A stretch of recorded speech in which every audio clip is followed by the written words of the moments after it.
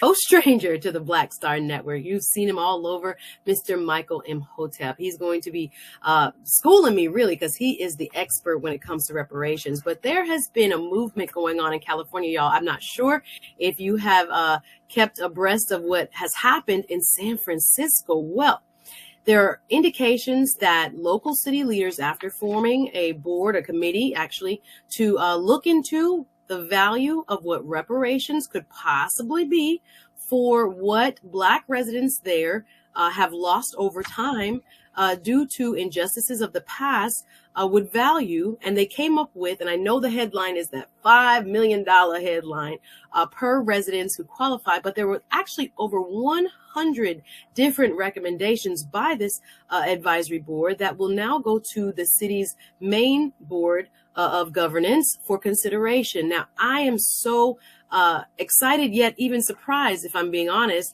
that the movement for reparations has gotten this far, so far that a city the size of San Francisco is thinking about putting a major policy initiative like this forward. Well, we're going to get to the bottom of this, and the devil, yes, is in the details. I want to welcome now, as a guest contributor today with me, Mr. Michael Imhotep. Welcome, sir.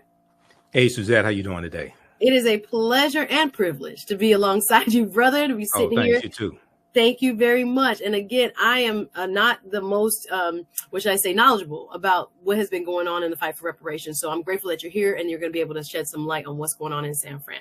So what do we have here? I know, again, preliminarily, this is, what should I say, a suggested framework. No one's getting any money just yet.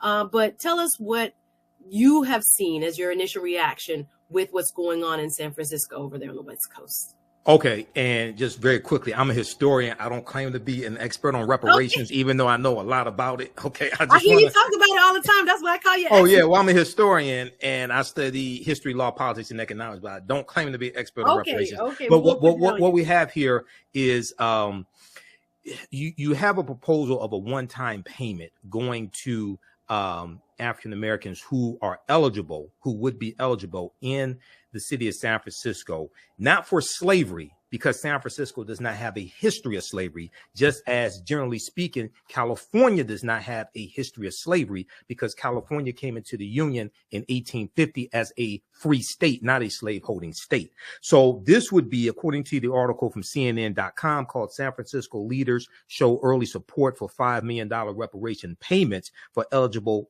Black Residents. It says that San Francisco's Reparations Advisory Committee, which was created in 2020 to craft a plan to address institutional city-sanctioned harm inflicted upon African American communities. Okay, so this would be a one-time payment of $5 million, and it's not. Now, you have some on the committee who support this. However, generally speaking, understanding the finances of San Francisco, and San Francisco has a $728 million budget deficit over the next 2 years, it's unlikely that this will actually be implemented.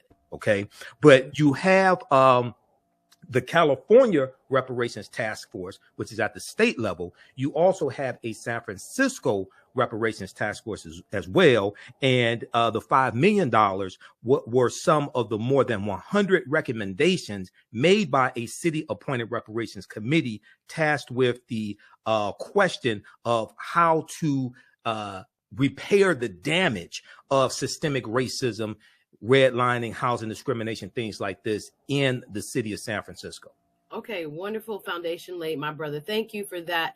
This is the CNN article we are referencing, guys. You can go check it out on CNN.com. It's up there. San Francisco leaders show early support for $5 million reparations payments for eligible Black residents. So my question to you, Mr. Imhotep, why is California like the standout? Is it just the progressive nature of politics there? I don't hear this coming out of other states, or maybe there are other similar programs or considerations being made. Of course, we've heard, a couple of cities do things like maybe give housing down payments. Sure. That was Evanston, Illinois. So let me address that. Okay. Go ahead, brother. I know you know the background. Go ahead. Yes. Let's take Evanston, Illinois first, because the person who spearheaded that, her name was Robin Ruth Simmons. I interviewed her on the African History Network show for an hour, to break down what actually happened. Now, the state of Illinois abolished slavery in 1818. Evanston, Illinois, the city of Evanston, Illinois, wasn't founded until the 1840s. You had a lot of woke ass people running around who didn't do research, who said, oh, they should do reparations for slavery, things like this. Evanston does not have a history of slavery. So when you have a city, they're not going to do reparations to repair the damage of something that the city did not inflict. When you look at what San Francisco is doing or what they're proposing, they are saying specifically they are working to repair the damage that the city inflicted upon African Americans, not what the state did, not what the federal government did, because they don't have those type of resources. Evanston, Illinois is a city of approximately 60,000 people with a percentage of African Americans at 16% and declining. They don't have a history of slavery, but they had a rampant history of housing discrimination and redlining. And there's still some African Americans alive today who live in Evanston who were the victims of the housing discrimination and redlining. So this is what their reparations program, the $25,000 vouchers towards housing, was designed to remedy, not slavery. Okay, so when we look at reparations on a city level, and we have a reparations task force here in Detroit, I'm not on it, but I do know people on the reparations task force. They are looking at repairing the damage that the city did. You first have to understand history in your city and the damage that the city did to understand what to repair. California is very progressive because both the state legislature is controlled by Democrats. It's the most populous state in the country, and you have a Democratic governor, and that came through voting. Okay. The 500-page report that they released back June 1st, 2022 is the most comprehensive analysis of African Americans and what has happened to us since the Kerner Commission report came out in 1968. All right. So I encourage people to research what the California Reparations Task Force is doing, and they are going to the proposals for reparations is going to be distributed, if it passes the state assembly, based upon lineage. Okay, you'd have to be able to provide evidence that you are a descendant of a person of African descent who was here prior to 1900, or a person of or free African American here who was in the U.S. prior to 1900. The reason why they have to do it based upon lineage and not based upon race is because in the state of California, race-based policies are illegal. It's illegal to have a policy only for African Americans, and they want to make sure that if anything gets passed in the state legislature, it doesn't get overturned in court, which it will be, because Republicans will file lawsuits, and some brain damaged Negroes will also file lawsuits as well to block it.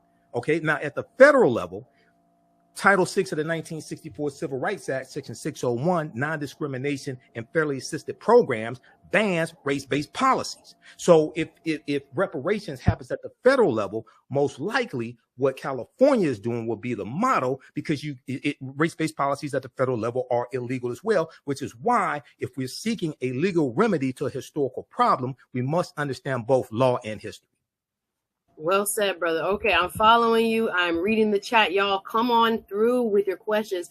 I see a chat member, his going by Oil King, and in his opinion, he has stated that he does not believe housing vouchers, so to speak, to be reparations. I think we need to define terms, because you've laid out, there is a school of thinking that it goes back to, the institution of slavery. There's a school of thinking that there was wrongs committed by law against citizens of African descent and were sanctioned by a local municipality or the state itself or the federal government itself. And we can't get that. And I will talk to you about that after the break, why it hasn't gotten more traction in the federal government. Sure. But nonetheless, so what we have is a hodgepodge of ideas, and I'm grateful for some of the comments. I'm going to bring them up after the break. Yeah. I need to address that first comment. Yeah, go ahead and put up Oil King's comment. Thank you, Oil King, for being here. And I'm grateful for all my culture crew who are letting us know how they really feel. But this is what he wrote. He wrote, why is this considered reparations? How do you respond to that, please, Michael? Well, reparations for what? The concept of reparations means repairing the damage of something. That's why you first have to understand what it is you're talking about. This is why a lot of arguments dealing with reparations I don't get involved in, because I'm listening to people and they don't understand history, law, politics, and economics. Evanston, Illinois has no history of slavery. So why is a city of 60,000 people going to pass a law to address something that didn't happen in the city and the city was not responsible for? The city was responsible for housing discrimination against Black people. Therefore, the city is going to implement laws to repair the damage that they are responsible for. We have to understand what it is we're talking about before we can seek a remedy for it. Reparations, the root concept, means to repair the harm, to make you whole again, to repair the damage of something that was done.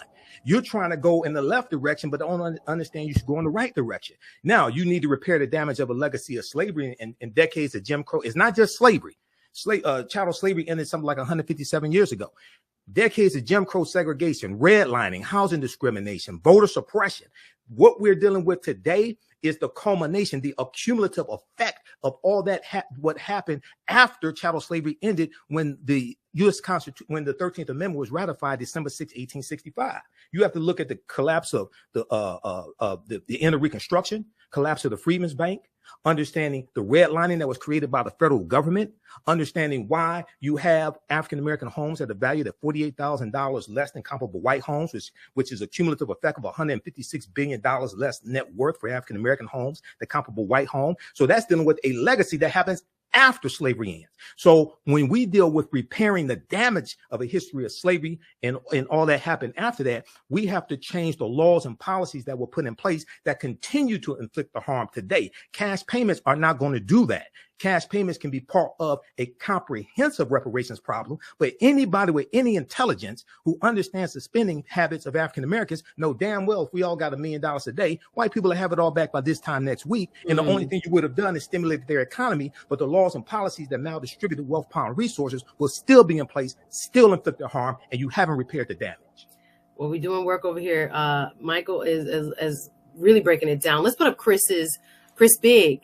I see your comment there, brother. It says reparations really is the wrong word. Again, we're getting context now to as far as damages go in terms of the law in the United States. Consequential damages is one type of damages we would be eligible for under the law. Okay, I'm getting into the legalese here. And personally speaking, understanding white supremacy, I would take the name reparations off of it, because anytime you say reparations, it automatically brings up resistance. I would talk more understanding that most of the people who got to vote for these policies are white, especially at the federal level. Okay, I would talk about the actual policies and how it's going to help not just African Americans, but help America in general, because anything that benefits African Americans is going to help America in general. The executive order that President Joe Biden did for student loan forgiveness, that's going to move 500,000 African American families from a negative net worth to a positive net worth, but it will also benefit white people as well. It's going to really help a lot of African Americans, okay, and discharge a little more than 25% of our student loan debt is going to be discharged when you talk about African Americans, but it's also going to help a lot of white people also. So what's good for African Americans is also good for America. So when we present these remedies, when we present these policies, understanding that the majority of the people in the U.S. House of Representatives and the U.S. Senate who have to vote for this are white, you also need to talk about how it's going to help them and their constituents as well, not just African Americans, if you actually want to get something accomplished. I love it. We're peeling back the layers, y'all, but we got to take a quick break. I'm here on with Michael Imhotep doing work, y'all. This is The Culture. We'll be back with more right after this.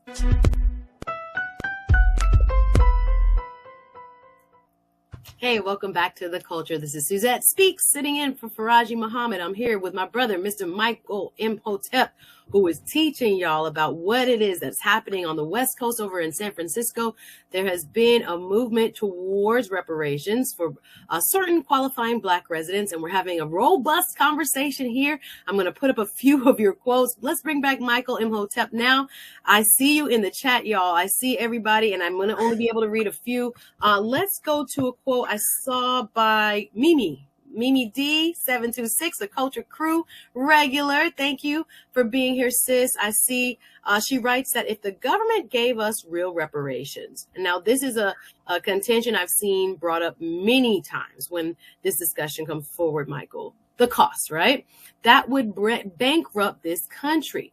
Are we cool with that? How do we address this when we are having the conversation, whether it be on the municipal level, right? Or whether it be, state, or even next we'll talk about the federal levels. But what about the cost? How do we address that? Because I'm thinking $5 million possibly per resident. who qualifies in San Francisco. Like you said, budgetarily, it doesn't even kind of compute. That ain't gonna happen. Don't look for your check in the mail if you live in San Francisco. People will that's say. Not happening. So how do you respond to a comment like this? Well, first of all, what are you repairing the damage of? You first have to analyze what happened to African people and analyze the damage that was inflicted to then understand how to repair the damage. Okay, this is why you have to understand the laws and policies that were put in place, the voter suppression, the housing discrimination. And one of the main ways that people have accumulated homes and have accumulated wealth in this country is through ownership of homes. One of the biggest programs to do that was the GI Bill. 1945, 1946, and from about 1946 to 1970, $67 billion was invested into the GI Bill. This gave low interest loans to veterans of World War II and who served in the military to get low interest loans to buy homes, start businesses, and to go to school, go to college. Okay. Largely speaking, African Americans were heavily discriminated against that, even though we served in World War II, even though we earned those benefits and our taxpayer dollars were paying for them. So when we talk about the cost of reparations, one, just giving a check don't solve, just giving a check does not repair the damage that was done. Okay. And then you have people who say, well, our ancestors worked for free for X amount for 246 years, things like this. Yes, there were 262 skills, trades, and crafts that our people had in this country from 1619 to 1865. Now, how do you enforce that? What law or that? Now, this may go outside the circumference of some people's awareness. I don't play games with people. When you understand getting reparations, you have to have a legal foundation to be able to enforce what it is you say that you want. What law are you citing that slaves were supposed to be paid in the first place? Yes, slavery was morally wrong. I agree. Yes, it should not have happened. But when you study the laws of this country, when you study the U.S. Constitution, which is the first legal document that you should read, slavery was sanctioned by the U.S. Constitution. It was legal. So what law are you citing the slaves were supposed to be paid? This is why the legal arguments that we make for this have to be different than a lot of the arguments that have been made in the past. One of the legal arguments, and I've talked about it on this show, deals with enforcing the Black Freedmen and Indian Treaties of 1866, which is what one of my teachers, Dr. Claude Anderson, has been fighting and enforced for years. And then more recently, Attorney Demario Solomon Simmons, who is of Muskogee Creek ancestry and who is a frequent panelist on Roland Martin Unfiltered as well. He's been fighting for that because that is an actual example of us getting some type of restitution or reparations from the 5 civilized tribes of Native Americans, the Choctaw, Chickasaw, Creek, Cherokee, and Seminole Indians, who all owned African slaves. And then after the Civil War ended, they were forced by the federal government to allocate land to those Africans that they own and set them free and give them membership in those Native American tribes, give them all the rights and privileges of Native Americans. When you studied Black Wall Street in Tulsa, Oklahoma, we love to talk about Black Wall Street. I've studied the history of it, but we don't understand that Tulsa, Oklahoma was founded by Creek Indians around 1834. And when they went into Oklahoma, they took their African slaves with them. And a lot of the early African-American landowners in what will become Black Wall Street, which was that business district, which began at the intersection of Greenwood, Arch, and Pine, a lot of those early African-Americans gained land from those Black Freedmen Indian treaties, which are still in effect today. But many of our ancestors were being pushed out of those treaties starting in 1941. So I'm for what will ever work when it comes to repairing the damage of a legacy of slavery, Jim Crow segregation, and racism and redlining. To understand what will work, we need to understand the history of what has worked. And what has worked, and there's documented evidence of that, are the Black Freedmen Indian Treaties of 1866. Heck yeah. I'm gonna jump right in here because I say just let him go, because I know this is a passionate subject matter for you. I'm gonna put up another, based on what you just said, sir, you're doing work, quote from Jacqueline Boateng, I think is how you pronounce it, because what you have just mentioned is that there are different aspects of what could be considered, and the term is probably imperfect, reparations. But Jacqueline brings up reparation can come in the form of housing, education, healthcare, employment, and farming. Hello, somebody, because again, Black farmers have been through it. So we lost millions of acres of land coming from being discriminated against from the U.S. Department of Agriculture. I was going to say, inflicting harm upon us. USDA has done by law some of the most heinous things and created the most damage and remove the most land, right, from people of Black heritage. So when it comes to the check, because that's, I think some people are very hung up on the dollar amount, but there's other forms reparations can take. Would it be better, or is it like you said, depending on what was lost in the first place, as a remedy of what law was in effect in the first place? But talk about the various types of reparations, even here in this specific case in California, in San Francisco, are being considered. Now, the headline gave you the $5 million per person, right? But there were other suggested remedies, over 100, in fact. So can you talk about what other, even in, the broader sense or directly related to the San Francisco proposal, forms of reparations that are being suggested? Various forms could be free college tuition, going a certain period of year without having to pay taxes. It could be allocation of land. For instance, just generally speaking, when you study the Homestead Act in this country, the Homestead Act of 1862, it gave over approximately 260 million acres of land, largely to white people in this country. They had to maintain the land for 5 years, and they had to pay the taxes on the land. Okay. And then after 5 years, the land was theirs. Okay. Well, you have tens of thousands of families, largely white families today, that still have land in their families that was given starting in 1862, but they gave away land for over 100 years. They kept giving away land up until about the 1970s or early 1980s. All right. Largely, African Americans were locked out of this massive land giveaway. That's the Homestead Act of 1862. Okay. This was legal.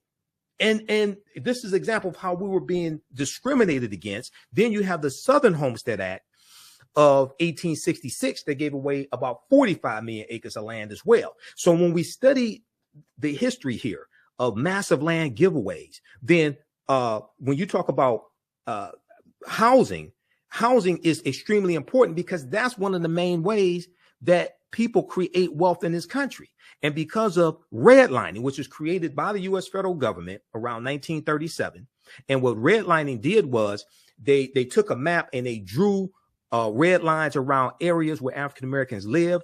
And what happened was they made it either impossible to get homeowners insurance or insurance for businesses in those areas, or you had to pay a very high rate. Okay. And then we were discriminated against when it came to get low interest loans. Like when you have the suburbs that are being built after World War II. Okay. You had white people who were able to get 3% down on low interest loans to get homes built out in the suburbs. African Americans were largely locked out of being able to take advantage of those benefits we earn in our taxpayer dollars paid for. So we're locked in the inner city. Then the U.S. Interstate Highway Acts in 1952 and 1956 drive 41,000 miles of U.S. interstate highways all across the country, comes right through Detroit, right near where I live. I live where Black Bottom was, right here in Detroit. It wipes out thousands of homes and businesses. Displaces about 1 million people. The article that I posted here called Bulldozed and Bisected is an excellent analysis from NBC News that documents this. Okay. Well, the $1.2 trillion infrastructure bill that only 19 Republicans in the Senate and only 14 in the House voted for, that's going to start to repair that damage that the U.S. government did through the U.S. Interstate Highway Acts. Okay, wiping out homes, wiping out businesses. It's going to start repairing those neighborhoods where the expressways went right through. So housing is extremely important, especially now with the cost of housing increasing, because during the 2 years of COVID, they weren't building new homes. So you have a crunch when it comes to housing stock. You think I wouldn't want a house right now? Absolutely. That's one of, really tell you the truth, that's one of the first things that we should be going after, home ownership. We got to take a quick break, y'all. I am enjoying this conversation with Mr. Michael Imhotep. I see you guys in the chat. I'm going to read more of your comments, but we got to take a quick break. Much more of the culture, talking reparations, right after this. It's the culture. It's the culture right here on the Black Star Network. I'm Suzette Speaks, sitting in for Faraji Muhammad with my brother, Mr. Michael Imhotep, talking about reparations and what's going on in California, specifically in San Francisco. A proposal that has gained some traction into helping to make Black residents whole for past wrongs by the city and others. We're talking to Michael Imhotep. I'm going to read more of your comments. Keep them coming in the chat. If you're watching Team Replay, go ahead and leave your comment below, like, and share this video. So let's start with Karen. Karen Canera, I saw your comment, sis. Thank you again for being a part of the culture crew today. She said there wasn't slavery in California, and I think you said that too, Michael. Right. There was and is racism. The return of Bruce's Beach, and I love the Bruce's Beach example, to the great grandson was an indication of, was the best example of reparations so far. He sold it back for $20 million. Do you want to make any kind of comparison there? Well, when you read the articles dealing with the California Reparations Task Force, one of the things they talk about repairing the damage of is the theft of land, like with Bruce's Beach. Okay. And then in the San Francisco area, you have the Fillmore district. Okay, which was a district that was wiped out by expressways, and they had a lot of African-American homes. It was in the 1960s. So there's a good article from the Washington Post from February 27, 2023. San Francisco debates reparations $5 million each for Black residents. Okay. And they talk about the Fillmore district in the 1960s was demolished.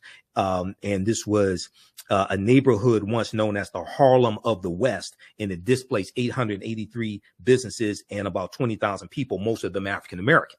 Okay, so California has a history of this, but we see this across the country. So when we talk about repairing the damage, not just of 246 years of slavery, okay, but decades of housing discrimination, theft of land, racism, voter suppression, etc. Okay, so this is why you have to understand the laws and policies that were put in place that inflicted the harm, to understand the laws and policies that need to be put in place to repair the damage that was done. Understood, brother. We are going to stay with our audience and viewers. Let's go to another comment. Chris Big, I saw this comment stand out.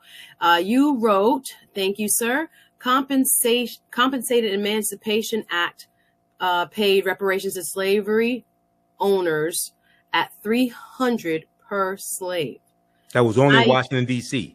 That was the compensated. That was the compensated. Okay. This is the mistake people make. That was the Compensated Emancipation Act of April 16th, 1862, which was sponsored by a senator who was an abolitionist. It was passed by Congress, signed into law by President Abraham Lincoln. And it was about something like 2,900 petitions by slave owners that only applied in Washington, D.C., that did not apply to all slave owners in the country. All right. Okay. And we're just going to finish the quote, and then you can respond as well. So I used that number to come up with $4.9 trillion adjusted for inflation. The mistake he's making is he thinks that applied to all of the African slaves in this country. It did not. That only applied to Washington, D.C. Go to the Zen Education Project, read the information they have on the Compensated Emancipation Act, archives.gov has it, etc. So this is why we really have to understand what it is that we're talking about. Because I hear people thinking that applied to all the slaves in the U.S. and all the slave owners. No, it did not. That was only for Washington, D.C., and that was in 1862 during the U.S. Civil War. Okay, very interesting. Y'all teaching me here, and I'm enjoying the conversation. I'm a historian. I've been studying history 33 years. Google my name. Visit my website, theafricanhistorynetwork.com. There's a reason why I'm in 7 documentaries. Okay, well, I think also maybe and just to play devil's advocate, they perhaps do know it only applied to D.C., but are still using it. Okay, so most people don't. If they did not, then we're definitely glad that you have highlighted that. But if they do, I think just the number he's trying to come up with is based on one example. You disagree with that? Most people don't know it only applied to Washington, D.C. Okay. And the other thing is a lot of people confuse what Great Britain did in 1834 with the Slave Abolition Act, when they abolished slavery, and they paid reparations to 46,000 British slave owners, and they took out a loan for about 19 million pounds, and that was for the 800,000 enslaved Africans. Okay. A lot of people can confuse what Great Britain did with what the U.S. did. Okay, understood. Thank you. Keeping us on our toes and keeping us accurate. I appreciate you, Mr. Michael Imhotep. We're going to go next to, let's bring up Oil King. I saw this quote, just give me housing. I think when we were talking about housing, sir, this quote was used then. And he said, don't call it reparations.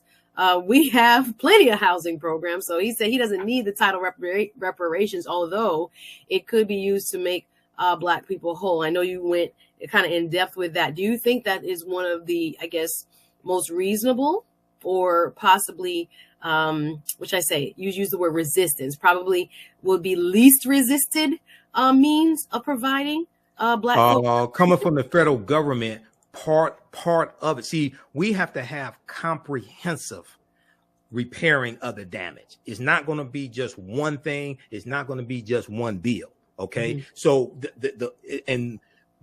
home ownership, and not just home ownership, free property taxes.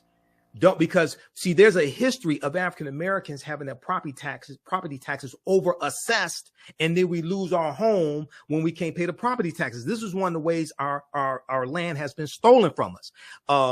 Over assessing property taxes, the heirs' property rights, when it comes to a loophole, when it comes to land ownership. And this is one of the ways that a lot of African-American farmers have lost their land with the heirs property loophole, which is, so say for instance, say if 10 grandchildren inherit land, okay, from their grandfather or grandparents, and then one of them sells the land to a speculator, part of their land to a speculator, then there's a loophole that allows them somehow to be able to take over the rest of that land. This is heirs property.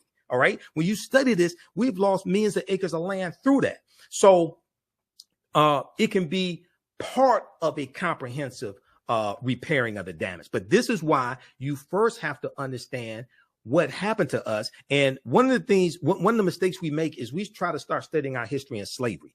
As a historian and as a student of Professor James Small, Dr. Leonard Jeffries, and Professor Kabahai Watha Kamene, I have to say, when we talk about repairing the damage and making us whole again, we first have to understand who African people were and what African people had before we were put into an institution of slavery that stripped us of our history, names, culture, spiritual systems, folklore, mores, nationalities, things of this nature, and put us into an institution that put us into the category of chattel.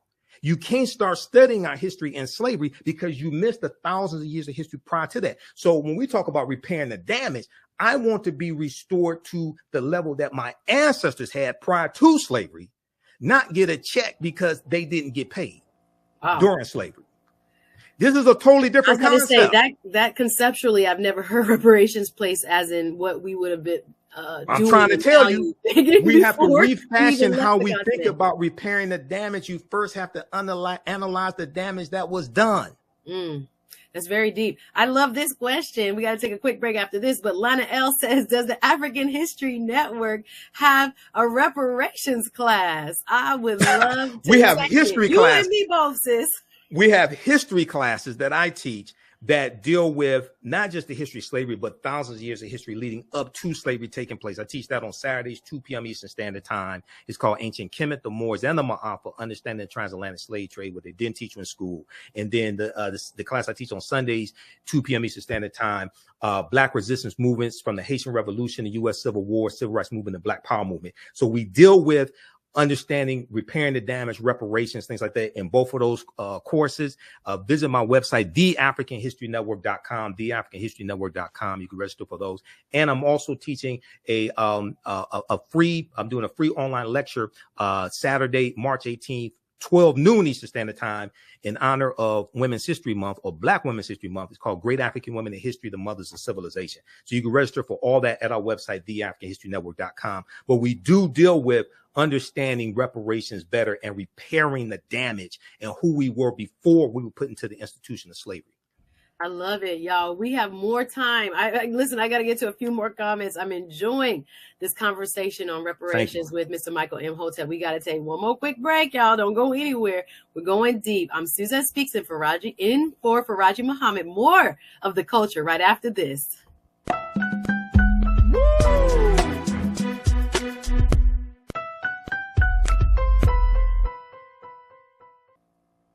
We're back. I am Suzette Speaks in for Faraji Muhammad right here on The Culture, enjoying a deep conversation with my brother, Mr. Michael Imhotep. We're talking reparations, y'all, and we're going to bring him back now. I wanted to ask you, brother, about why the federal response has been so stalled. The last thing I remember is Ta-Nehisi Coates doing a wonderful presentation before Congress, making the case for federal level reparations. Where are we now with the federal response? Has the Biden administration made any moves, and why or why not?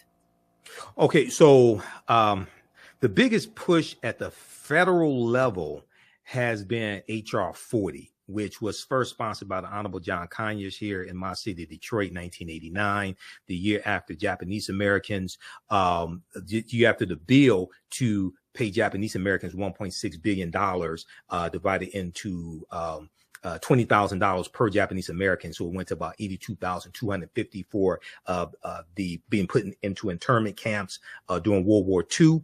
The year after that, John Conyers introduces H.R. 40.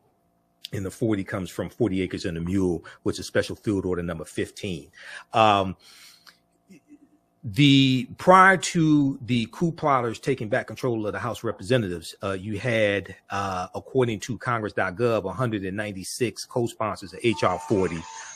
None of them were Republicans.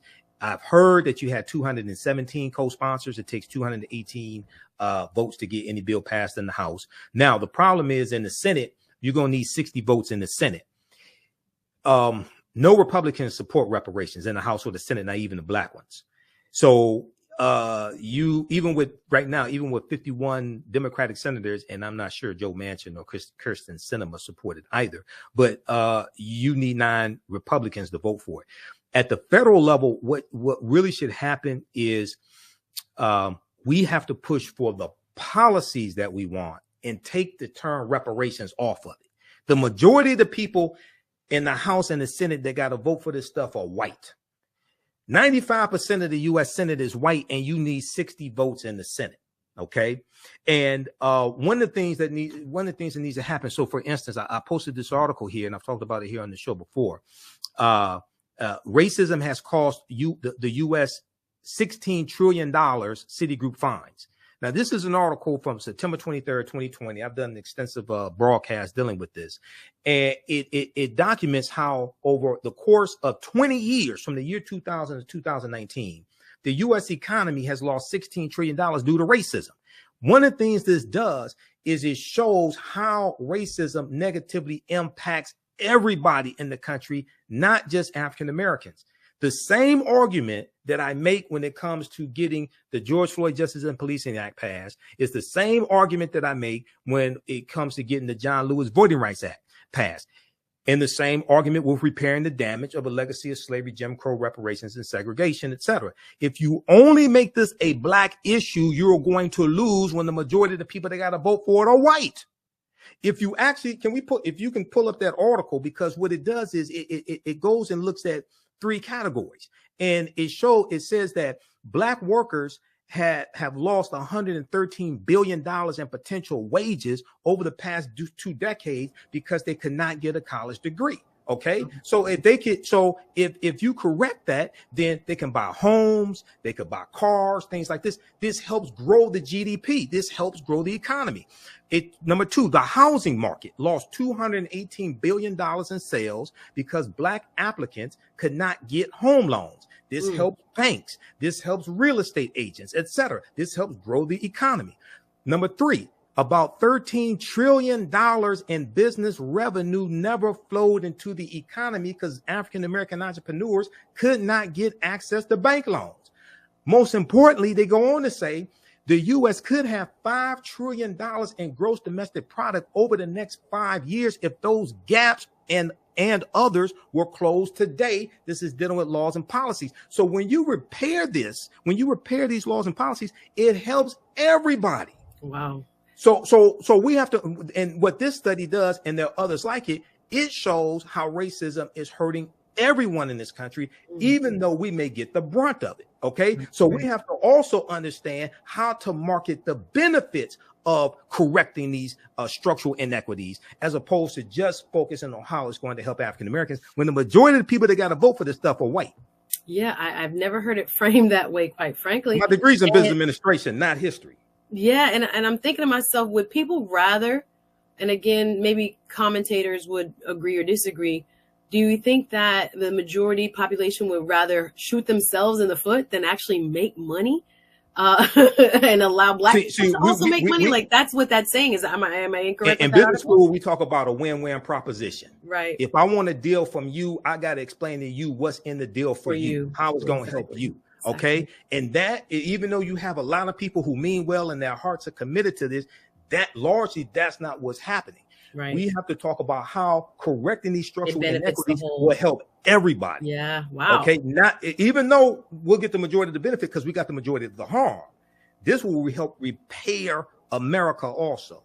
That's amazing. Policies that are good for African Americans are good for America in general. In general, I believe as well. Let's go to a few more comments, y'all. We have about 10 minutes left. Chris Big, I saw when you responded to what Mr. Imhotep proposed. Chris's opinion states when the damages begin is a legal question as opposed to a historical one. Thank you for your comment. Let's go to Lana L next. Thank you, sis. She wrote, HR 40 has been dismantled to garbage. Now, if we don't even have the votes in the Senate, nobody is voting for it in the Senate. What benefit does it have? Like, how can we continue to keep it at the fore? Many of us who, support one party or another, mostly the Democratic Party, see this as, something that they have kind of overlooked. Is there a way that the public at large can put this back into, the conversation, at the forefront of the conversation, where many people think it deserves to be, as opposed to kind of like, oh, it's a back burner, and I guess, wait on cities and states to do it instead? What are your thoughts? Okay, first thing that has to happen is America needs a massive history lesson, because Americans are very ignorant of history. I'm not just talking about African Americans. I'm talking about Americans in general. One of the good things about Juneteenth becoming a federal holiday is it can become very powerful if we use it correctly, because Juneteenth is the only federal holiday that deals with slavery.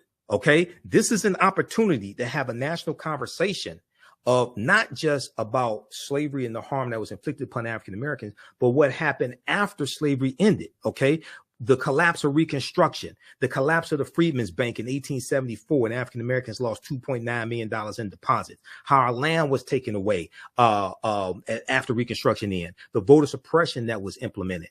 And then also, a lot of people don't know that you have between 8,000 and 20,000 white Southerners who fled the U.S. and they went to Venezuela, Cuba, and Brazil, because slavery was still legal there, because they did not want to live under rule of Republicans and deal with free African Americans running around as well. So America must have a massive history lesson with June 1st becoming a National Day of Remembrance of the Tulsa Race Massacre. That's an opportunity for us to have a national conversation of not just the greatness of Black Wall Street, but that ties right into the Black Freedmen Indian Treaties of 1866. Okay. Because that's how a lot of early African-American landowners got land to build Black Wall Street, was from those treaties. All right. So we have to understand that, one, America needs a massive history lesson. Two, you have to use that history lesson as a platform to push the policies that have to be put in place to help repair the damage. And three, talk about how repairing the damage will benefit everybody in this country, not just African Americans, when white people are the majority of the people who have to vote for these laws. Now, if we were 70% of the population, it'd be totally different with 13.5%. Okay. Right. And we only make up 2.5% of the U.S. Senate. And I say half because half the time Senator Tim Scott doesn't act like he's Black. Well, hold on now. We about out of time. He's against reparations, by the way. Tim Scott is? Okay. Tim Scott he jumps into the race. He voted against the John Lewis Voting Rights Act. He blocked the George Floyd Justice and Policing Act. Okay, he voted against Judge Ketanji Brown Jackson. He voted against Kristen Clark being a deputy head of the Civil Rights Department of the Department of Justice. He's phenotypically black, not consciously black. All right, now we got to wrap up because there's so much more that we can say about this. I want to get a quick 30-second prediction. Now, this was through an advisory board in San Francisco. Do you think this actually gets adopted by the elected officials in San Francisco? The $5 million? Yes, any of it. I don't think the $5 million is. I think some of the other recommendations will. Now, the real test is what happens when lawsuits are filed. This is why you have to be on strong legal footing to withstand, because whatever you pass, laws get interpreted by the judicial branch of the government, and that can go to federal and it can go to the U.S. Supreme Court. All right, we're out of time. We'll have to leave it there. Thank you, Michael Imhotep, for doing work today on the culture. Appreciate you coming through. Of course, we'll come visit you. Thank you very much, everybody, for watching. Please, if you are not already subscribed to my channel, I do have a little YouTube channel going on. Go over to Suzette Speaks. Just look it up on YouTube, Suzette Speaks. And I want to thank my brother Faraji Muhammad for allowing me to fill his very large shoes right here on the culture. I appreciate all the culture fam for watching, commenting, sharing, and for holding us down in general. I hope you enjoyed the conversation. I'll be back tomorrow, also guest hosting. That's it for us today, y'all. We'll see you tomorrow. Thank you so much for watching. Hotep, everybody. Hey, this is Michael Imhotep, founder of the African History Network, host of the African History Network show. So I was on Faraji Muhammad's show, The Culture, today, Thursday, March 16th. And Suzette Speaks was sitting in for Faraji. And we talked about San Francisco, the California Reparations Task Force and the San Francisco Reparations Task Force.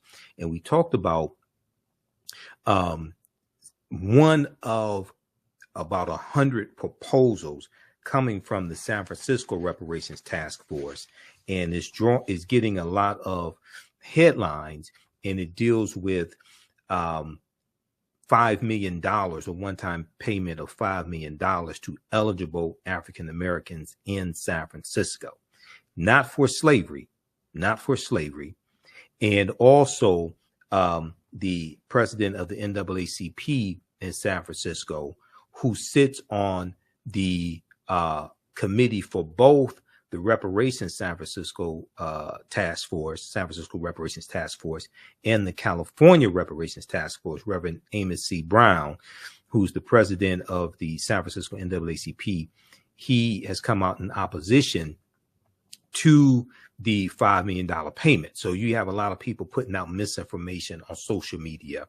So I want to give you the facts and break this down, okay? Because you have a lot of people who disagree with the $5 million. I said on Faraji's show is unrealistic and it's not going to happen, all right? So let's look at a few factual articles so people can stop putting this nonsense out here, lying to our people. Let's look first at this article from February 27th, 2023 that I referenced today on Faraji's show. San Francisco debates reparations, $5 million each for Black residents, ? $5 million each for Black residents. Conservatives say the proposal to give qualified Black residents $5 million each would be financially ruinous for the city. And even some reparations advocates dismiss the figure as an unrealistic distraction. It is unrealistic, okay? And it's nonsensical. That ain't going to happen at all. So when we look at this article here, one of the things, I mentioned on Faraji's show today, the Fillmore District in San Francisco in the 1960s, the Fillmore District was demolished, and there was a neighborhood that had about 883 businesses and about 20,000 people. And most of them were African American. Okay. Decades later, thousands of people remain displaced, and the neighborhood has turned into a predominantly white enclave of multi-million-dollar homes. Now, when we look at San Francisco, just like California, California does not have a history of slavery. So when we talk about repairing the damage, it's not just for slavery, it's for decades of Jim Crow segregation, housing segregation, redlining, voter suppression. It's a number of different things, not just not just reparations, not just slavery. Okay, so first and foremost, a lot of what we think we know about reparations, we need to discard. We need to throw it away and start at the bottom, dealing with history, law, dealing with facts and evidence. Because a lot of this stuff floating around is just nonsensical, and it's designed to generate revenue for the people who keep pimping our people, lying to them, putting this nonsense out here, and elevate their social media platforms or whatever the hell it is that they're trying to do. Now, to compensate for that and other instances of racial discrimination, the city's African-American Reparations Advisory Committee recently recommended that qualifying Black residents receive $5 million each in reparations. Okay. Now there's, I'm going to deal with a more updated article from March 14th, because there's over 100 recommendations that the committee has made recently. Okay. And this came out Tuesday, March 14th, 2023. Now, the if we go down right here, to compensate, let's see here. I want to go to this part right here. Okay, to compensate for that and other instances of racial discrimination. Okay, now next line. There wasn't Eric McDonald, chair of the Reparations Committee and the principal of Peacock Partnerships, a San Francisco-based consulting firm, said there was not a math formula. Quote, it was a journey for the committee towards what could represent a significant enough investment in families to put them on this path to economic well-being, growth, and vitality that chattel slavery and all other policies that flowed from it destroyed. Okay. Now, the proposed, end quote. Okay. The proposed reparations program is not a recompense for slavery, not a recompense for slavery. This is the first thing people have to understand, because San Francisco does not have a history of slavery. Okay. The article goes on to say from the Washington Post, slavery was never legal in San Francisco, but instead the committee's report says, for quote, the public policies explicitly created to subjugate Black people in San Francisco by upholding and expanding the intent and legacy of chattel slavery, the intent and legacy of chattel slavery. But California doesn't have a history of slavery, neither does San Francisco. Now, there were about 1,500 people that have been identified as like in a semi-slavery status in California, because when California became a state in the Union in 1850, it came into the Union as a free state. So slavery was abolished. They did try to ban all free African Americans in California under Burnett, the first governor of California. They did try to do that. Now, when you have the gold rush taking place, 1849, 1850s in California, you have African Americans who are in a semi-slavery status, but it's about 1,500 that are identified, and even the California Reparations Task Force will tell you this. Okay, so this basically is not for slavery, just so people understand. All right, now, if we go and look now, Dr. William Darity, who's one of the top authorities on reparations, is against the $5 million being proposed. Okay. Now, if we go to page 2 of this article, it says even some within the reparations movement have dismissed the figure as unrealistic. There are no widely accepted formulas for paying reparations, says Dr. William A. Darity Jr., an economist who has been advocating for reparations for decades, but the number should be, quote unquote, somewhat realistic. Dr. William Darity went on to say, quote, calling for a $5 million payout by a local government undercuts the credibility of the reparations effort, because it's stupid. It's not going to happen. What a lot of these people who are putting this nonsense out here and getting our people hyped up, okay, what a lot of them won't tell you is that San Francisco, and I'm trying to find it right here, San Francisco has a budget deficit of $728 million over the next 2 years. You think they're going to give $5 million each to African Americans, and we're like 6% of it, something like is about 50,000 African Americans in San Francisco. You think they're going to give $5 million each? And they did. Yes, their overall budget is $14 billion, but they're dealing with a $728 million budget deficit. And let me go to, I'm going to show you that here because I have a few articles, because I want to deal with facts and evidence here. I don't want to deal with a lot of this nonsense that people like to put out, just lying and pimping our people with misinformation. Okay, let's see here. I think it's in the article from the Washington Post.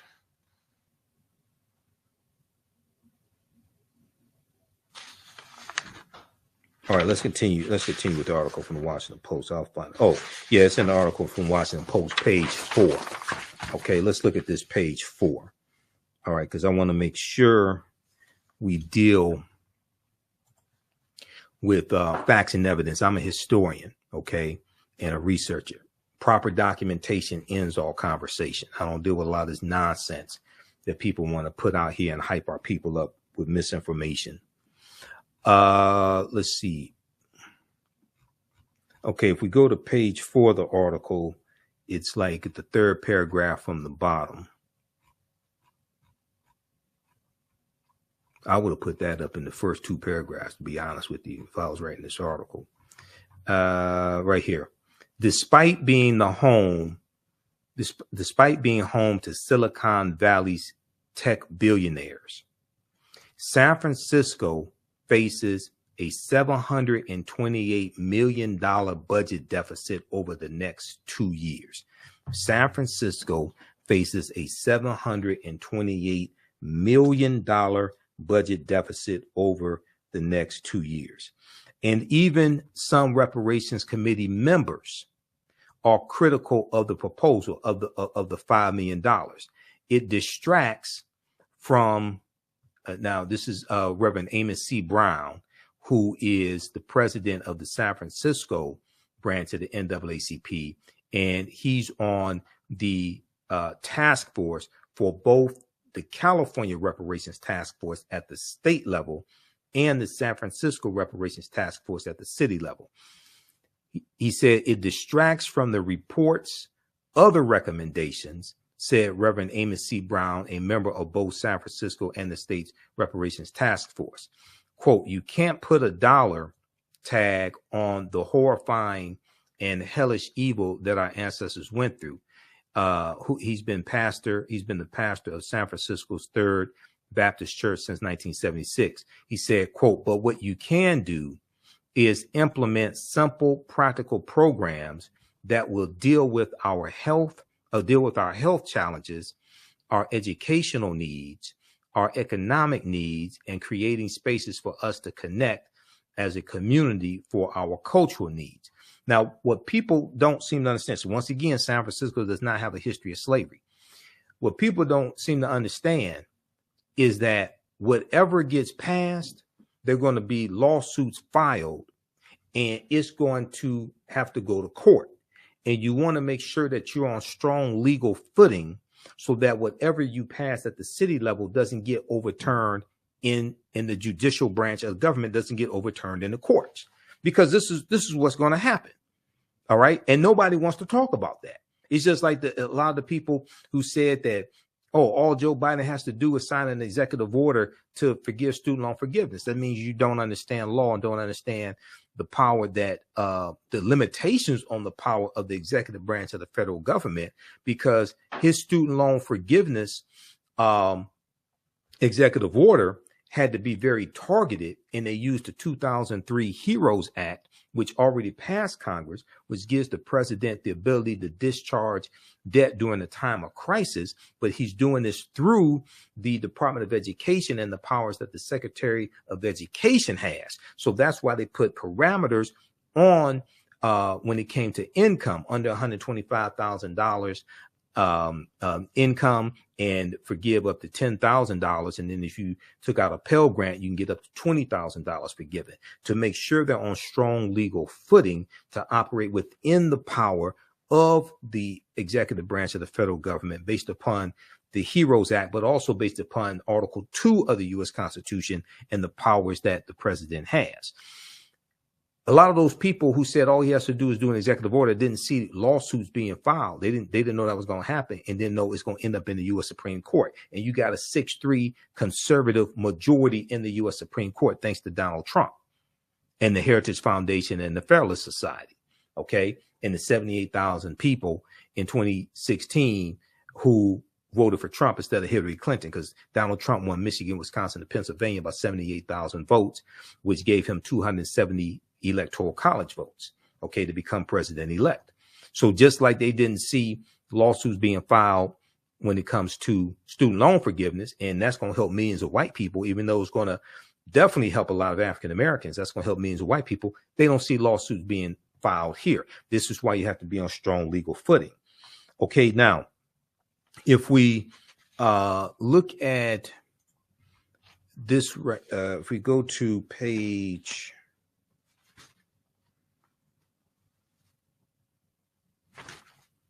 Let's go to page 2. You go to page 2 here in the article from the Washington Post.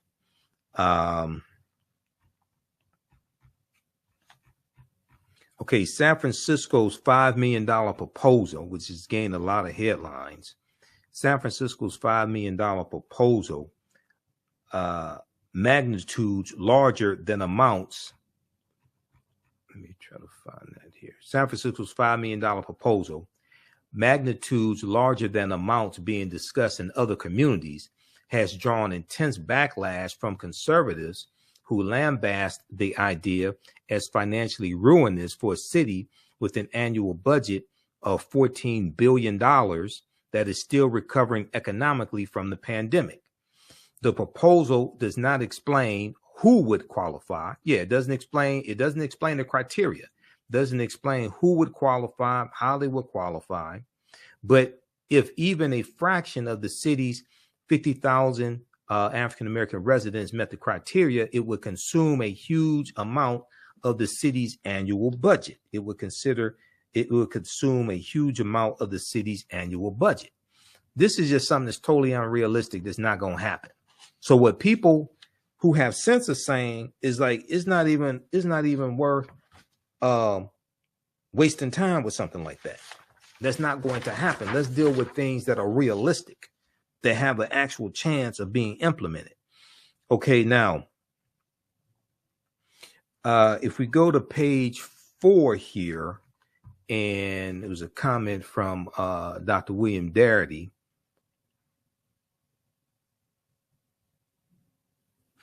This one deals with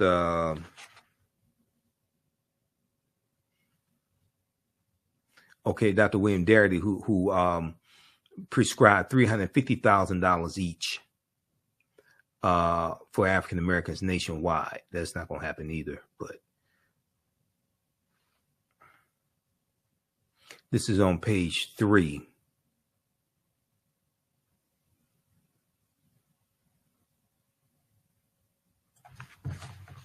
Let me find this. Hold on just a second. Okay, so right here. Meanwhile, Dr. William Darity, the economist says Black Americans should receive at least $350,000 each in a federal reparations program. A federal reparations program. Okay. A figure based on his calculation of the country's racial wealth gap. Dr. William Darity, who's a public policy professor at Duke University, said, we see the racial wealth gap as this core indicator of the cumulative effects over time of white racism and white supremacy on living Black Americans whose ancestors were enslaved here. Okay, this is extremely important, this part here. The cumulative effects over time. Okay, this is not just dealing with slavery. This is dealing with decades of Jim Crow segregation, racism, redlining, voter suppression, segregation when it comes to homes, being segregated out of jobs, segregated out of opportunity, theft of land, express 41,000 miles of U.S. interstate highways running through our communities, wiping out tens of thousands of homes, displacing hundreds of thousands of African Americans. That's what this is dealing with, not just slavery. Okay, so you have to understand the laws and policies that were put in place that continue to inflict harm after slavery ended and continues to inflict harm right now.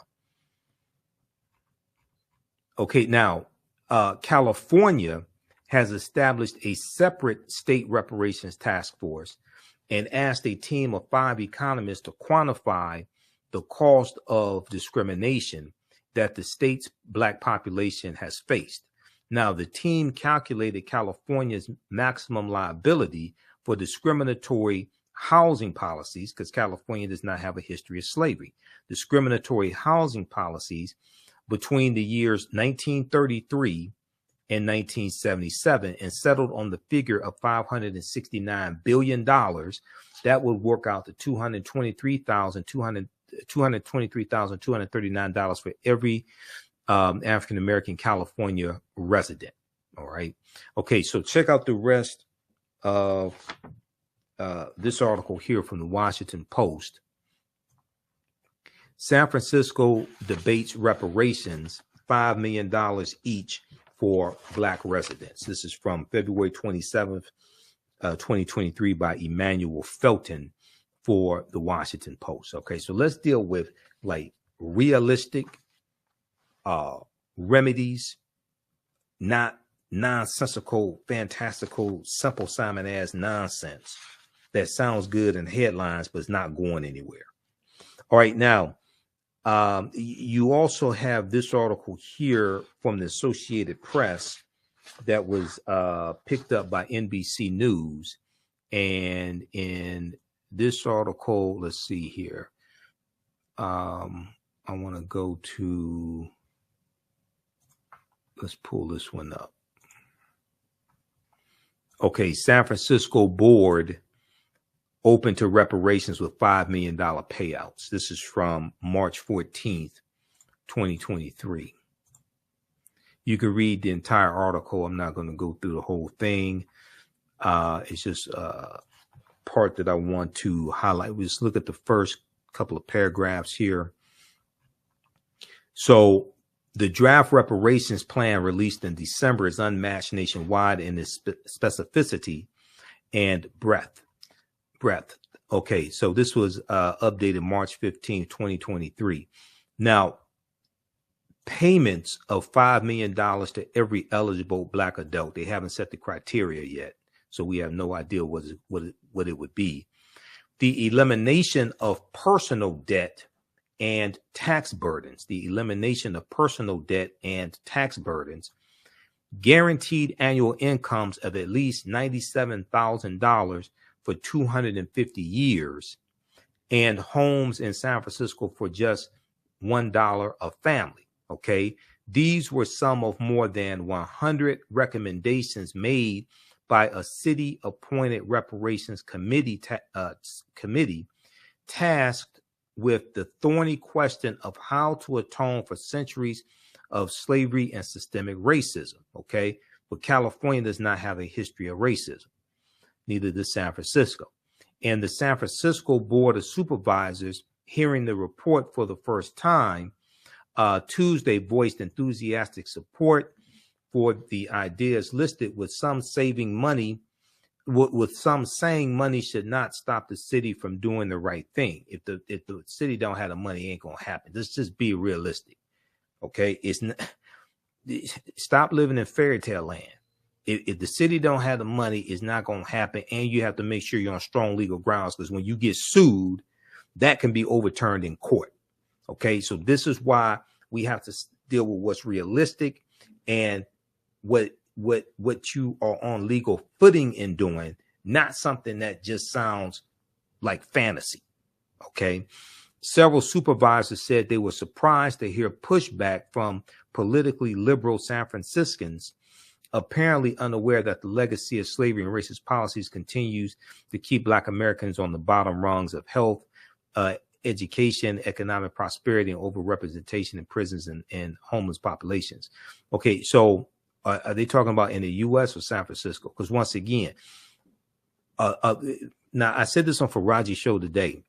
What people have to understand when you deal with city-based reparations, the city is looking to repair the damage that the city was responsible for inflicting. The city of San Francisco, the city of Detroit, the city of Evanston, Illinois, is not looking to repair the damage that the federal government did or the state government did, because basically they don't have those type of resources. They're looking to repair the damage that the city historically did based upon the laws and policies that the city implemented. That's why you have to be clear on what it is that you're talking about.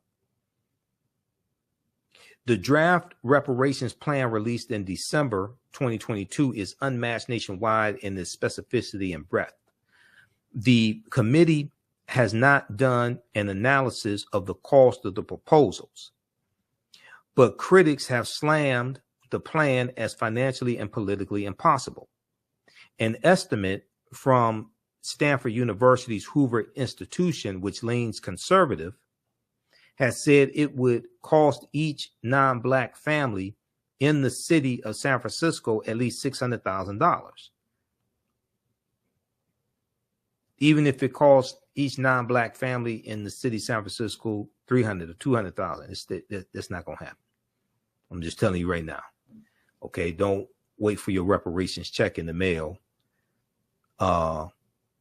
Especially $97,000 a year for 250 years for African Americans in guaranteed annual incomes in San Francisco.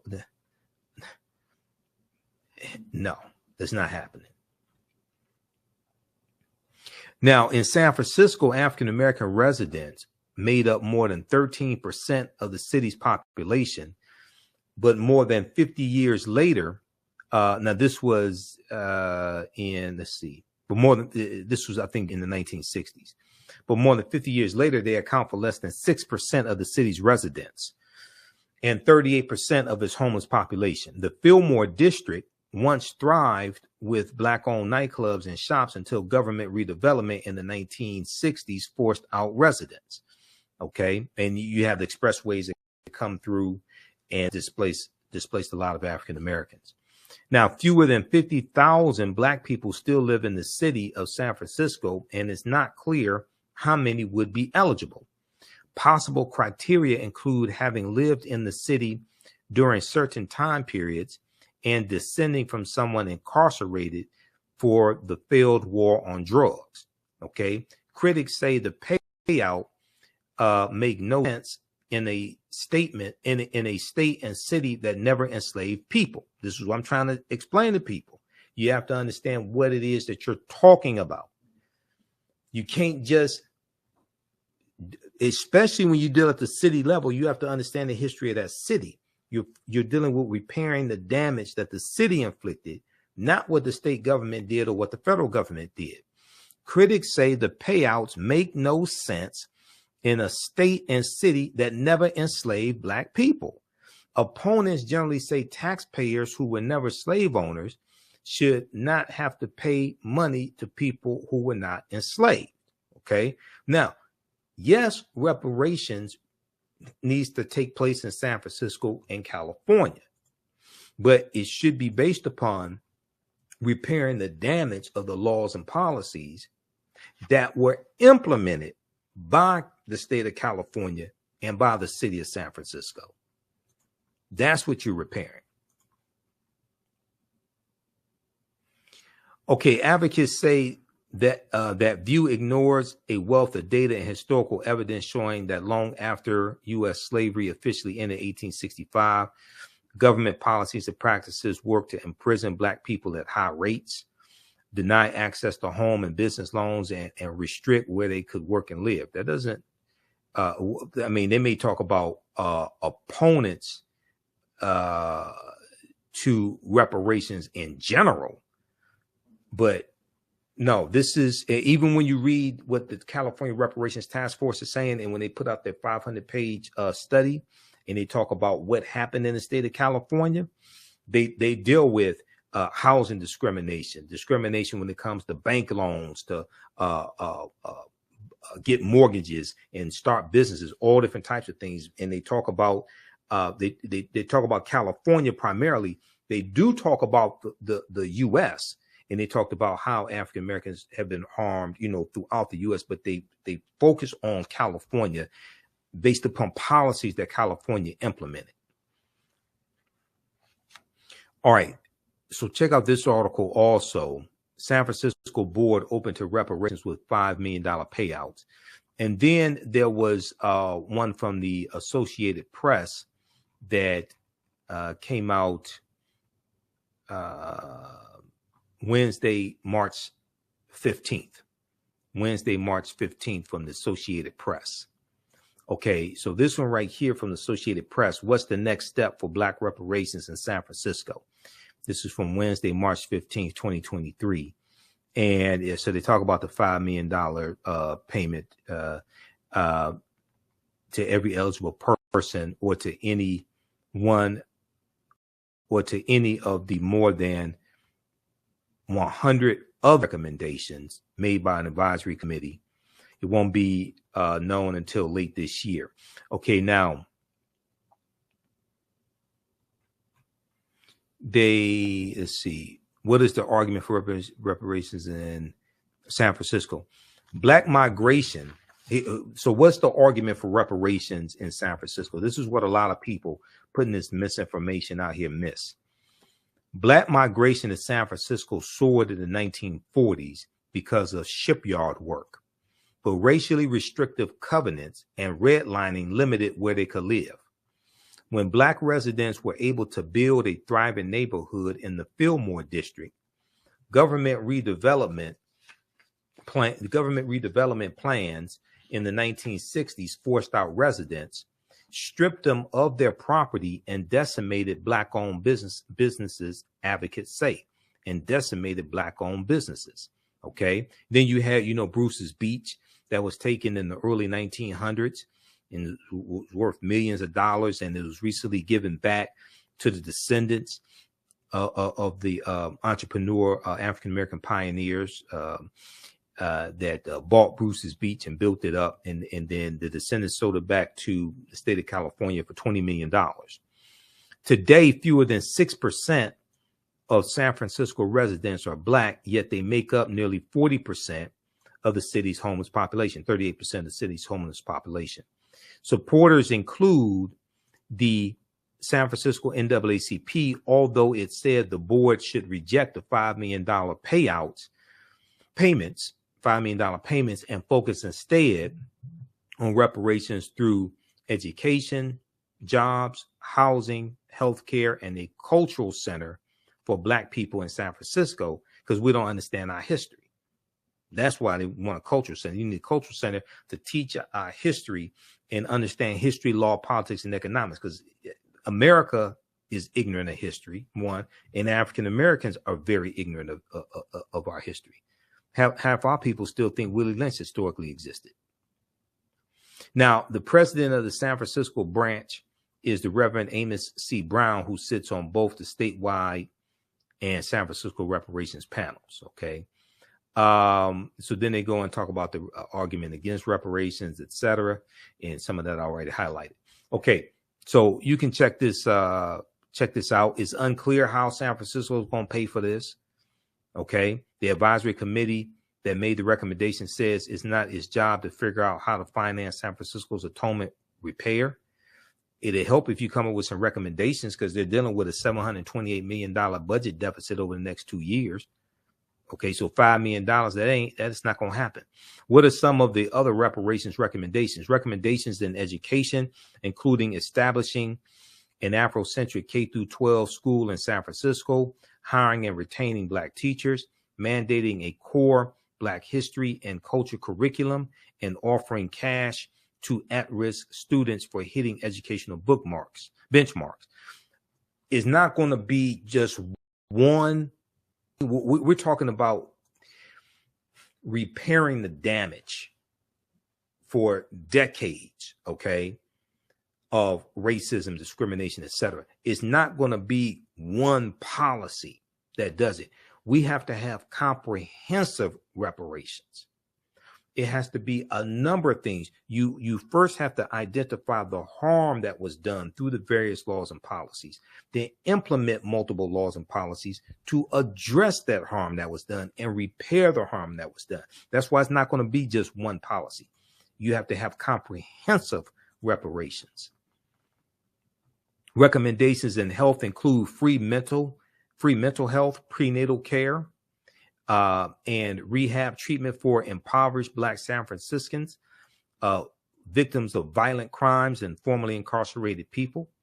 The advisory committee also recommends prioritizing Black San Franciscans for job opportunities and training, as well as finding ways to incubate Black businesses,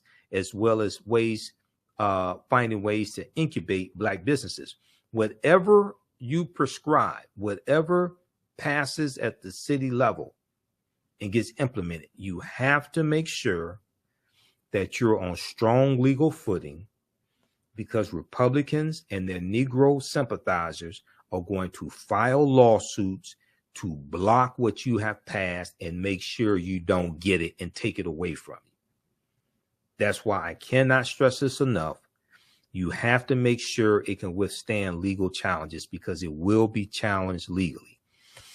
There's no deadline for supervisors to agree on a path forward.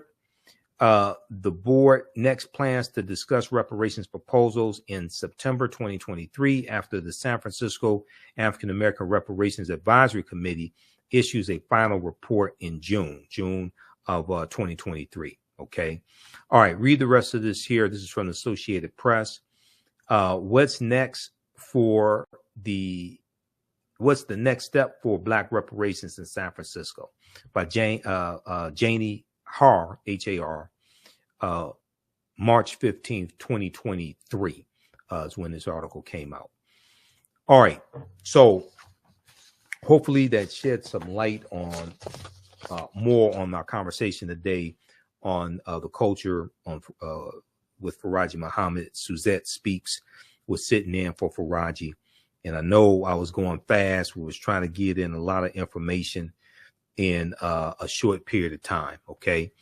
All right. If you like this type of information, be sure to support the African History Network, $ the AHN Show through Cash App, $ the AHN Show through Cash App. Also, register for the online history classes that I teach, because while I was on the show, somebody posted in the comments, and Suzette Speaks read the comments. Do I teach history classes? Do I teach classes on reparations? I teach online history classes. We discuss reparations some in the classes, but more importantly, we deal with history. So there's two main history classes that I teach: 12-week online history courses, Ancient Kemet, the Moors, and the Ma'afa, Understanding the Transatlantic Slave Trade, what they didn't teach you in school. Kemet's one of the original names for Egypt. The Ma'afa is a Kiswahili term referring to the Great Disaster, our Holocaust, the transatlantic slave trade. Teach this class Saturdays, 2 p.m. to 4 p.m. Eastern Standard Time. Visit our website, theafricanhistorynetwork.com, theafricanhistorynetwork.com. Register right now for it. Click right here, register for the full course. We do the sessions live. All the sessions are archived and recorded. You can go back and watch it anytime. So on Saturday, March 18th at 12 noon Eastern Standard Time, I'm doing a free online lecture, Great African Women in History, the Mothers of Civilization. And so click right here to register for that also. And even if you missed that free online lecture, it will be archived, so you'll still be able to register. So go ahead and register now, and you'll be able to watch it even after the lecture's over with, because it will be archived. And then on Sundays, 2 p.m. to 4 p.m. Eastern Standard Time, I teach Black resistance movements from the Haitian Revolution, the U.S. Civil War, Civil Rights Movement, and Black Power movement. We look at history from 1800 through 1968, understand what leads up to the Civil War taking place. We look at the Haitian Revolution and the Louisiana Purchase, because those two events are related. And we go through and look at Reconstruction era, 1865, 1877, Jim Crow era, Great Migration, World War I, World War II, Civil Rights Movement, and Black Power movement, to understand what happened to us after slavery ended, what were the laws and policies put in place to put us in the predicament we're in today, to understand where we need to go from here. Okay, so this is Black resistance movements, and you can register for that as well. That's on sale, $80, regularly $130. Okay, and we have a bundle pack of courses there also. All right, and also you can support the African History Network, $, the AHN Show through Cash App, $, the AHN Show through Cash App, or through PayPal, paypal.me/the AHN Show. When you register for the online courses that I teach, when you pay for the online courses, or you support us through Cash App or PayPal, or buy my lectures, my digital downloads, my lectures, this helps finance the African History Network. This helps us keep doing the research, stay on the air, pay some of the bills, etc. Finance the radio show, the Sunday night radio show, the African History Network show. All right, we have to get out of here right now. It's correct wrong behavior. It's not over till we win. Wakanda forever. We'll talk to you next time. Peace. Hotep, everybody. Hey, this is Michael Imhotep, founder of the African History Network, host of the African History Network show. Join me Saturday, March 18th, 2023. 2 p.m. Eastern Standard Time for my 12-week online course, Ancient Kemet, the Moors, and the Ma'afa, Understanding the Transatlantic Slave Trade, what they didn't teach you in school. This is a fantastic online course that I teach, and we deal with thousands of years of history and what leads up to the transatlantic slave trade taking place. Visit my website, theafricanhistorynetwork.com, theafricanhistorynetwork.com. We have the information right on the homepage of the website. You can register for this online course. We do the sessions live. All the sessions are archived and recorded. You can go back and watch it anytime. So I teach this class 2 p.m. to 4 p.m. Eastern Standard Time on Saturdays. If you missed any of the previous classes, as soon as you register, you'll be able to watch them. So the class is on sale, $80, regularly $130. And even after this 12-week online course is over, you can go back and watch the entire course. Visit our website, theafricanhistorynetwork.com, theafricanhistorynetwork.com. We also have a preview of the online course right here on the homepage of our website, and our YouTube channel, Michael Imhotep, IMHOTEP. And this deals with African empires that Europeans tried to steal and claim as their own. So we can't start the study of our history in slavery. We have to deal with thousands of years of history that leads up to the transatlantic slave trade taking place. We can't start in the 1400s when the Portuguese get involved. We can't start in 1619 when the White Lion pirate ship comes into Virginia, okay, with those 20 and odd Africans on it. We have to deal with the history chronologically, and we also have to look at the 800-year occupation of Europe by the Africans known as the Moors, who are going to take the teachings from ancient Kemet, ancient Egypt into Europe and bring Europe out of the dark ages. Okay, so I do a PowerPoint presentation. We have book references, articles, video clips, and we bring history to life. We deal with a timeline of history also, and this is a online course that I've been teaching on and off since 2017. I put together the curriculum. I've been studying history 33 years. I'm a historian and the host of the African History Network show for 13 years.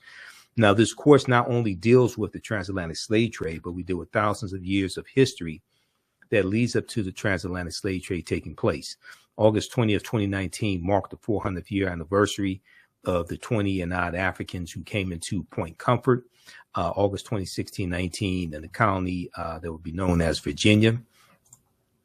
And that year was known as the Year of Return, and many African Americans were reconnecting to Africa and traveling to Ghana and other West African countries. When we discuss the transatlantic slave trade, we have to first understand that African people are the original people of North, Central, or South America, and we've been in the land we call the United States of America. We've been in the land that we call the United States of America going back at least 51,700 years. So we look at archaeological discoveries that have taken place over the last 15 to 20 years. We look at Dr. David Imhotep's book, The First Americans Where Africans Documented Evidence, and I've interviewed him about 13 times in the African History Network show. We know his book is backed up by 713 footnotes, 7 peer-reviewed articles. Page 14 of his book, he lays out 13 different types of evidence, thoroughly documenting an African presence in the area today we call South Carolina, going back at least 51,700 years ago. They found artifacts, architecture, campsites, carvings, Egyptian writings, footprints, and lava, genetic M174D haploid groups dealing with DNA and genetics, linguistics, paintings, skulls, skeleton structures, and tools. These were of the Khoisan. The Khoisan have the oldest DNA on the planet. They are the short-statured Africans, okay?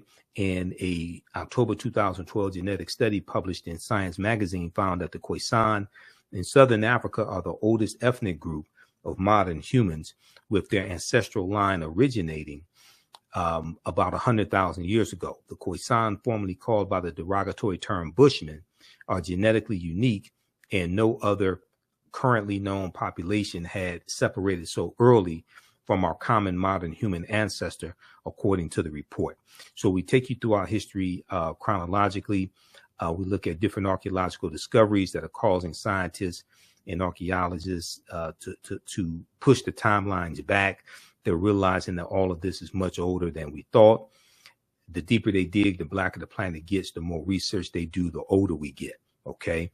Like this discovery here in February 2010 on Crete, new evidence of very ancient mariners. This article from the New York Times, and it deals with evidence on the Greek island of Crete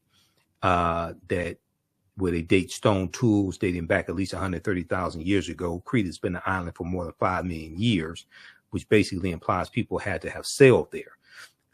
We look at this discovery here from Morocco, June of 2017, where they found remains of Homo sapiens dating back at least 300,000 to 350,000 years ago.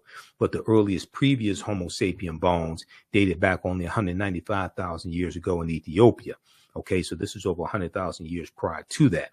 So what we see is that African people are much older than what we have originally been told. We look at the African presence in Asia, okay, as well. We look at the African presence in Mexico, like with the Olmecs, and we look at the Mandinka Egyptian Olmec connection that Dr. David Imhotep deals with in The First Americans Where Africans Documented Evidence. We look at the 800-year occupation of Europe by the Africans known as the Moors, who go into the Iberian Peninsula today known as Spain and Portugal. And it's going to be these teachings from ancient Kemet, ancient Egypt, that bring Europe out of the Dark Ages, okay? So we deal with all this in this 12-week online history course that I teach called Ancient Kemet, the Moors, and the Ma'afa, Understanding the Transatlantic Slave Trade, where they didn't teach you in school. We'll look at different African symbols like the Tekken. There were over 1,200 Tekkenu all throughout ancient Kemet, ancient Egypt. Today, they're less than 12. And when we look at the Washington Monument, that is an ancient African symbol called a Tekken, which represents the resurrection of the African king Asar in the story of Asar, Aset, and Heru, who the Greeks called Osiris, Isis, and Horus. We know there were approximately 1,200 Tekkenu built in ancient times in ancient Kemet, but only about a dozen are found today. Many of the Tekkenu removed from Egypt are now in Istanbul, Turkey, London, England, Paris, France, Berlin, Germany, New York, Rome, Italy, Vatican City, and elsewhere throughout the world. The Tekkenu are now called obelisks by their new owners, and few know their origin or that they symbolize the resurrection of the African king Asar. So one of the books that we use in the class is Egypt on the Potomac by Tony Browder. This comes from page 17. You don't have to buy any of these books, but we use them as reference and I show you the text on the screen. Okay, so if you want to buy the books for your library, you can, but you don't have to feel obligated to do that. And then coming from Aset and Heru, you get the Black Madonna and Child, which is worshipped all throughout Europe, especially in France. There are over 300 images and statues of the Black Madonna and Child. Then you get the decolorized version with the white Mary and Jesus. Okay, so we go throughout history to understand what happened to us. We look at the presence of African people in the Americas prior to Christopher Columbus as well. And then we go through and look at this history chronologically to see what leads up to the transatlantic slave trade taking place.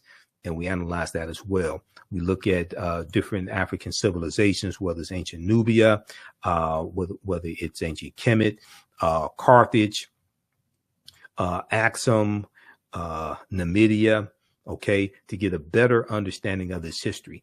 And one of the reasons why African history and culture is so important is because it's our history and culture that gives us our foundation. It gives us our values, our interests, and our principles. This gives us a cultural paradigm that we see reality through. And it's our African principles, our values, our interests, and our principles, and that cultural paradigm that influence our economic empowerment and our political empowerment. So we have to have a synthesis of all three of these as opposed to just one of them. What you do for yourself, what you do to yourself, and what you allow other people to do to you and get away with is based upon what you think about yourself. What you think about yourself is based upon what you have been taught about yourself. What you've been taught about yourself is based upon everything you've read, heard, and seen about yourself. Your understanding of politics is directly related to your understanding of history, because politics is the legal distribution of scarce wealth, power, and resources, and the writing of laws, statutes, ordinances, amendments, and treaties, their adoption, interpretation, and enforcement. And we know it's laws and policies that also shape historical events. Laws, policies, and conditions shape historical events. Okay, so the more that you understand about history, the more you understand about politics. And so we have to understand history, law, economics, and politics. So we deal with the history of the Moors in Europe as well. One of the books that we use in the class is Golden Age of the Moor, edited by Dr. Ivan van Sertima. We look at General Tariq ibn Ziyad, who in 711 AD led his army into the Iberian Peninsula, today known as Spain and Portugal, and they're going to conquer the Vandals and the Visigoths and settle there in southern Spain also. Okay. All right. And we definitely have to deal with Christopher Columbus, who helped to lay the foundation for slavery, racism, and capitalism, the exploitation of indigenous people. He helped really to lay that and expand the transatlantic slave trade, because Columbus and his 4 voyages are going to lead to the Asiento de Negros being signed by King Charles V in August of 1518. Okay. We talk about people like the Right Reverend Bishop Bartholomew de las Casas. And we know the Asiento de Negros drastically expands the transatlantic slave trade, and it gives a license to European slave traders and slave trading companies to provide Spanish colonies with African slaves. We look at where Columbus went on his 4 voyages, because he never came to the land that we call the United States of America. The closest he came here is Cuba, which is 90 miles away. Okay, so people need to stop saying that Columbus discovered America. Yes, there were African people and Native Americans already here, but he never even came to the land that we call the United States of America. So this is just a sample of the type of information that we deal with in this 12-week online course that I teach. Ancient Kemet, the Moors, and the Ma'afa, understanding the transatlantic slave trade, what they didn't teach you in school, is on sale right now at our website, theafricanhistorynetwork.com, theafricanhistorynetwork.com. It's on sale $80, regularly $130. We do the sessions live Saturdays, 2 p.m. to 4 p.m. Eastern Standard Time. Next class is Saturday, March 18th. You don't have to be live in class. You can watch it archived. Even a year from now, 2 years from now, you'll still have access to the full class. You can still go back and watch it. Okay. Now, we have a bundle pack of courses, so you get both classes that I teach for $120. And then the class that I teach on Sundays is Black resistance movements from the Haitian Revolution, the Civil Rights Movement, the Black Power Movement, 1800 to 1968. Okay. Next class is Sunday, March 19th, 2023. We teach this 2 p.m. to 4 p.m. Eastern Standard Time. Same format as the first class, same price and structure as well. All right. And registering for these online courses. This helps support the African History Network. This helps to financially support the African History Network so we can keep doing the research, stay on the air broadcasting the African History Network show, pay some of the bills, etc., upgrade equipment, all of that. Okay. We look at history from 1800 to 1968, Black resistance movements from the Haitian Revolution, the Civil War, Civil Rights Movement, and Black Power movement. So we look at the Haitian Revolution, the U.S. Civil War, the Louisiana Purchase of 1803, because the Haitian Revolution and the Louisiana Purchase are related. We look at what leads to the Civil War taking place, the Reconstruction era, 1865, 1877, Jim Crow era, Civil Rights Movement, Great Migration, 1915, 1970, World War I, World War II, Civil Rights Movement, the Black Power movement. Okay. We go through and look at this 168-year period of history to understand what happened to us after slavery ended. What were the laws and policies put in place to put us in the predicament that we're in today, and also understand how history is repeating itself with voter suppression laws that are targeting us, increases in domestic terrorism, increases in hate crimes against us as well. Okay. Right now, it's correct wrong behavior. It's not over till we win. Also on Saturday, March 18th, I'm doing a free online lecture, because March is Women's History Month, also Black Women's History Month. I'm doing a free online lecture Saturday, March 18th, 12 noon to 1:30 p.m. Eastern Standard Time. Great African Women in History, the Mothers of Civilization. Great African Women in History, the Mothers of Civilization. So we'll look at numerous profiles of African women all throughout our history, from antiquity to the Civil Rights Movement to African goddesses.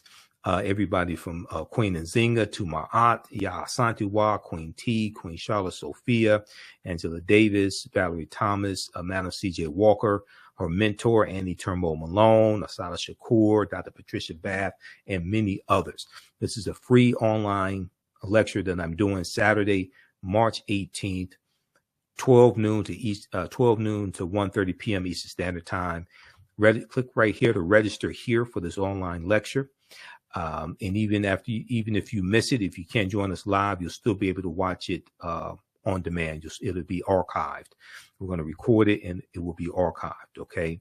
So visit our website, theafricanhistorynetwork.com, theafricanhistorynetwork.com, for great African women in history, the mothers of civilization. We deal with some well-known and not so well-known African women in our history from all different time periods. If you'd like this type of information, also, you can support the African History Network, $, the AHN show through Cash App, $, the AHN show through Cash App, also through PayPal, paypal.me/the AHN show. We have the information on the homepage of our website, theafricanhistorynetwork.com. And if you've taken any of my online courses in the past, okay, if you pay for any of my online courses in the past, you get a 50% discount on our course bundle pack. So you get the course bundle pack on sale, 50% off. So it'll be $60. That's a $300 value on the course bundle pack. There'll also be 5 of my lectures in the video library that'll be uploaded also. So you get that bonus. So that's a $300 value. Email me at ahnshow@theafricanhistorynetwork.com, ahnshow@theafricanhistorynetwork.com. If you've taken any of our online courses in the past, you are a returning student, and we're going to give you 50% discount on the bundle pack of our classes. All right, look, we have to get out of here. Remember, the African History Network right now is correct your own behavior. It's not over till we win. Watch me on Fridays, 6 p.m. Eastern Standard Time on Roland Martin Unfiltered on the Black Star Media Network, or follow Roland on Facebook and YouTube at Roland Martin. And then also watch me normally on Mondays, 4 p.m. Eastern Standard Time on Faraji Muhammad Show, The Culture. Okay. And I was on Thursday, March 16th, because I wasn't on this past Monday. And that's on Roland's network, also the Black Star Media Network. And be sure to listen to my radio show, the African History Network Show, Sundays, 9 p.m. to 11 p.m. Eastern Standard Time on 9:10 a.m. Superstation WFDF here in Detroit. And also when we're on live, we broadcast on Facebook and YouTube, the radio show, The African History Network on Facebook, Michael Imhotep on YouTube. We have our social media platforms here. And also you can listen to audio podcasts of the African History Network show. Just click right here to listen to podcasts, or wherever you get your audio podcasts from. Search for the African History Network show. We're on iHeartRadio,